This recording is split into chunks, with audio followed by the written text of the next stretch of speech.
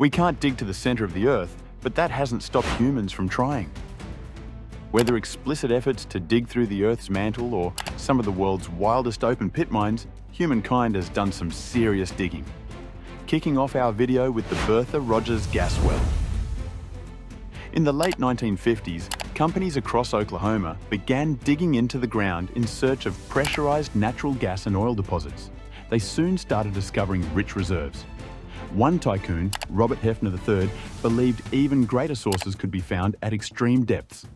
He risked everything by digging a well in 1967 that, at the time, broke all of the world's records. With controls on how much gas could be sold, a well of this depth was in no way economical. However, this didn't deter Hefner, who, in 1972, began work on what would become the deepest hole ever dug in the United States. Known as the Bertha Rogers Gas Well, it was located in Ouachita County and required the latest technology to even attempt it. By using a specially designed extra-wide pipe, they were able to progress at a rate of around 60 feet per day. Once they reached a depth of 14,000 feet, they began cementing a string of 14-inch diameter casings that weighed more than 160 pounds per foot. By April of 1974, after failing to find any deposits of gas or oil, the well reached a depth of 31,441 feet. The pressures they experienced down there were enormous, and the temperatures reached 475 degrees Fahrenheit before they ran into a deposit of liquid sulfur, which meant they could dig no further. Part of the hole was subsequently filled in, and to this day, you can still see the rig in place where it was drilled. Next on the list, we have yet another deep hole in the US, the Berkeley Pit. Butte, Montana first opened in 1955. The Berkeley Pit in Butte, Montana is one of the largest man-made holes in the United States. Currently, it is also one of the most dangerous. The open pit mine was originally operated by the Anaconda Copper Mining Company, and by the time it was closed in 1982, it's thought that 1 billion tons of material had been removed from the site. Around 0.75% of this was copper, which was the main valuable substance it produced, but it also yielded silver, gold, and various other metals, though in far lower quantities. Once digging finally ended, the pit measured a massive 1 mile long, half a mile, 800 wide, and 1,700 feet deep. But in many ways, this was just the beginning of the story. With no more plans to mine at the site, the water pumps in a nearby mine were turned off, resulting in the Berkeley Pit filling with water at a rate of around 12 feet per year. Currently, the water is approximately 900 feet deep, and this has caused a serious problem. The presence of water has allowed the pyrite and sulfide minerals in the pit walls to decay and form acid. This acid has dissolved into the water, giving it a pH level of 2.5, the same as lemon juice or gastric acid. This process has caused further chemicals to seep into the water from the surrounding rock, turning the pit into a significant environmental hazard. But up next we have the IceCube Neutrino Observatory in Antarctica. Located at the Amundsen Scott South Pole Station, the observatory is made up of 60 sensor modules, each lowered to depths between 4,700 and 8,000 feet. The holes were carved into the ice using hot water drills, and the entire project is estimated to have cost around $279 million. The neutrinos it is designed to detect are notoriously difficult to find, as they rarely interact with other particles. Normally, many trillions of neutrinos pass through the Earth every minute, but only occasionally do they react with the water molecules in the ice. In the first 3 years of operation, the observatory announced it had detected 28 neutrinos that originated from beyond our solar system. This was seen as a remarkable achievement. Next on the list is the Kimberly Diamond Mine in South Africa.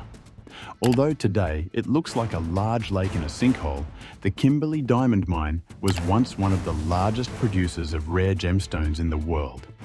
It is often claimed to be the deepest hand-dug hole on Earth.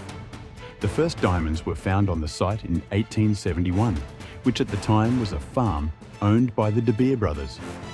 There was a scramble to buy plots of land, and soon as many as 50,000 people were involved in digging the hole with picks and shovels between 1871 and 1914.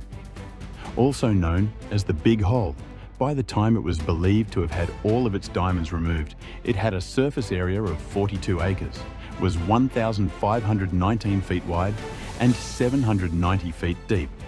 In total, 13.6 million carats of diamonds are thought to have been retrieved during that time.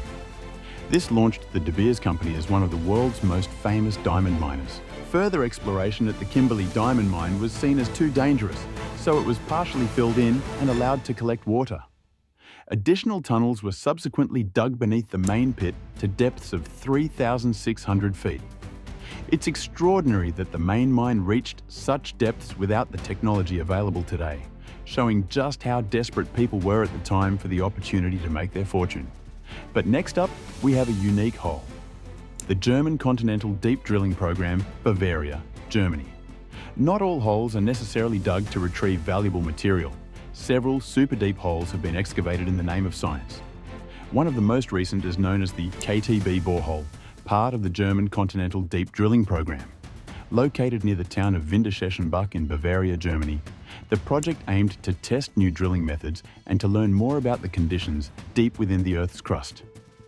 Work on the hole began in 1987, and by 1994, when drilling ended, it had reached a depth of 29,859 feet, which is deeper than Mount Everest is tall. While the project was unable to reach the base of the continental plate, one of its main objectives, it was widely regarded as a resounding success. The conditions encountered were very different from what had been expected. Temperatures rose much more quickly, and huge quantities of gas and liquid repeatedly filled the hole, whereas predictions had anticipated solid rock due to the compression from the material above.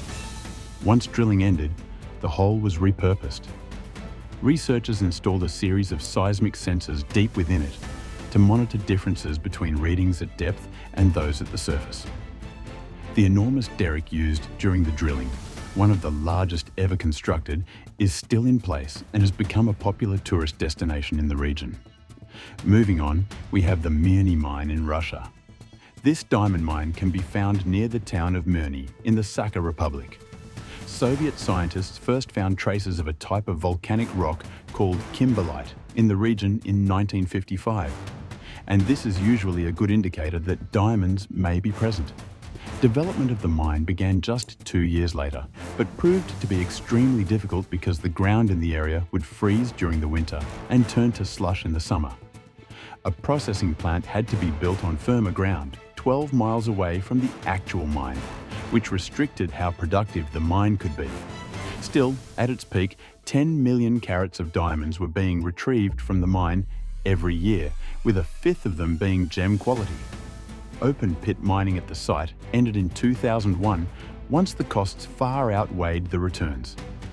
By this time, the pit had a diameter of 3,900 feet and a depth of 1,700 feet. The mine is so vast that there are claims that the winds around Siberia's Mirny mine sucks unsuspecting helicopters into its pit swirl. Scary, isn't it? But speaking of scary holes, no hole on this planet is scarier than the Darvaza gas crater, also famously nicknamed the Door to Hell.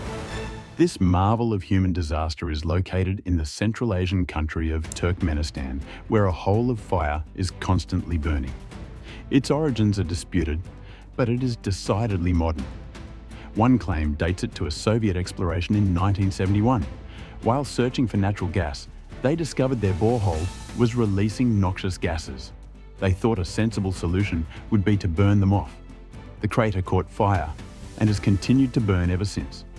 The Darvaza crater may not have much in the way of antiquity, but it is certainly a draw for tourists in an otherwise empty location. It also apparently attracts spiders to its heat and warmth, leading them to tumble into the fiery pit. But finally, we don't have a mine hole, but an entire cave system. This is the Veryovkina cave in Georgia, located in the Gagra mountain range. The Veryovkina cave's entrance is at an altitude of 7,400 feet above sea level, and the deepest point explored reaches a depth of 7,200 feet. What's amazing about this cave is that every time explorers venture inside with the right equipment and supplies, they chart new tunnels and cavities. It's quite possible that the cave extends even further underground.